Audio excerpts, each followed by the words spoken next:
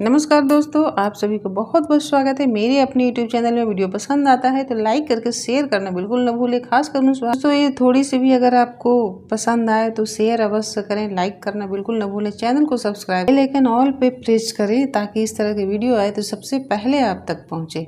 आज हम बात करेंगे एक ऐसे व्रत की जो स्त्री शक्ति की शक्ति, प्रेम और त्याग के प्रतीक का व्रत है, सावित्री व्रत, जिसे हर साल सुहागिन महिलाएं अपने पति की लंबी उम्र के लिए करती हैं। आज की कहानी सिर्फ एक व्रत की नहीं, एक स्त्री धर्म की, एक पतिव्रत व्रत नारी की ऐसी शक्ति की कहानी है जिन्होंने खुद यमराज को भी झुकने पर मजबूर कर दिया था। यह कहानी है सावित्री की। राजा अश्वपति की पुत्री थी। सावित्री का विवाह सत्यवान से हुआ। एक सच्चा न्यायप्रिय और विनम्र राजकुमार से शादी हुई इनकी, लेकिन उसकी कुंडली में एक भयानक भविष्य छुपा हुआ था।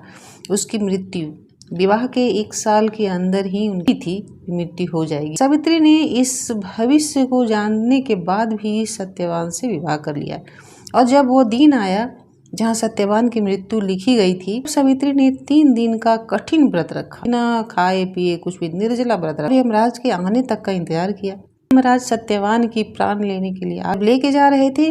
अब सावित्री भी उनके पीछे पीछे चलने लगी। सावित्री की पायल की आवाज सुनकर यमराज भी मुड़कर जब देखा तो यमराज ने रोका, परंतु सावित्री नहीं रुकी, चलती रही। यमराज पूछने पर सावित्री ने कहा कि मैं पत्नी हूँ, अपने पति का साथ नहीं छोड़ सकती। अंत में यमराज भी सावित्री के तप और प्रेम की शक्ति से प्रभावित हुए और उसके 3 वरदान मांगने को कहा। सावित्री ने पहले अपने ससुर के राज्य की प्राप्ति के लिए वर मांगा, दूसरा अपने पिता के संतान सुख की प्राप्ति के लिए मांगा, तीसरा वरदान अपने पति के साथ संतान की प्राप्ति के वर मांग ली।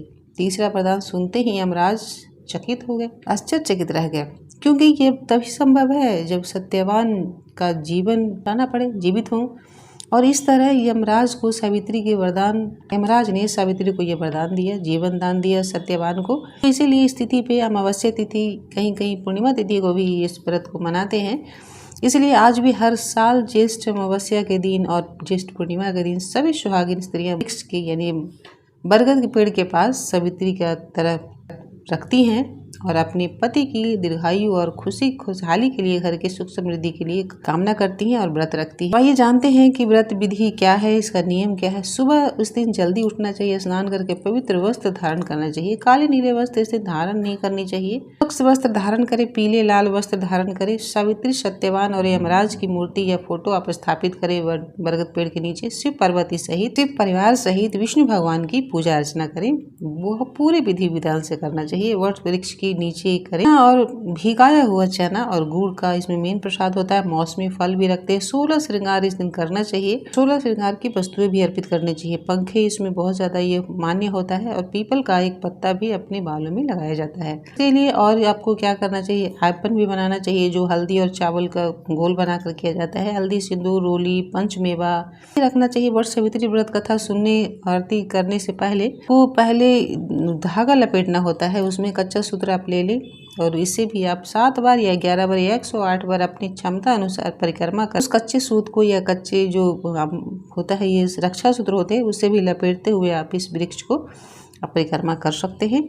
और हर बार एक सिंदूर और एक मिष्ठान वहाँ पे चढ़ाते जाइए, या फिर श्रृंगार की कोई वस्तु जब पूरा हो चढ़ाते हुए उनको बर वृक्ष को अर्पित करते जाएं और प्रणाम करके फिर आगे बढ़े। क्षमा प्रार्थना अवश्य मांगे और वट वृक्ष को ये व्रत को अर्पित करें। इसके बाद कथा सुननी चाहिए।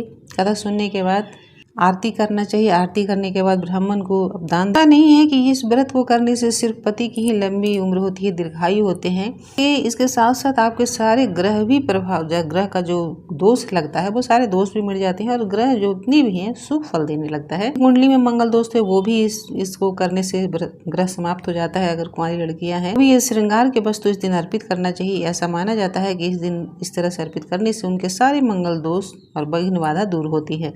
भाव से आप जो भी अर्पित करेंगे मनोकामना शीघ्र पूरी होगी, ऐसी मान्यता है। इस व्रत और कहानी से हमें क्या सीख मिलती है, कि सच्चे प्रेम और श्रद्धा से की हुई सब कुछ स्वीकार करते हैं भगवान। तकदीर को भी आप बदल सकते हैं, सच्चे प्रेम और श्रद्धा। तो आप भी इस व्रत को करें, श्रद्धापूर्वक करें। आप सभी को वट सावित्री पूजा की, वट सावित्री व्रत की ढेर सारी शुभकामनाएं। वीडियो पसंद आए तो लाइक करके शेयर अवश्य करें। उन सभी सुहागिन महिलाओं तक, माता बहनों तक जरूर पहुंचाएं जिन्होंने व्रत किया है। और आप सभी हमें कमेंट करके अवश्य बताएं आपने कब से शुरू किया और आपके इधर किस तरह से, किस नियम से किया जाता है, क्योंकि हर जगह के अपने अपने नियम होते हैं। तो कमेंट में अवश्य एक दूसरे को शेयर करें। ऐसे ही पवित्र कहानियाँ और ज्योतिष के लिए चैनल को सब्सक्राइब करना बिल्कुल न भूलें। पसंद आए तो लाइक शेयर करके हर हर महादेव जरूर लिखें।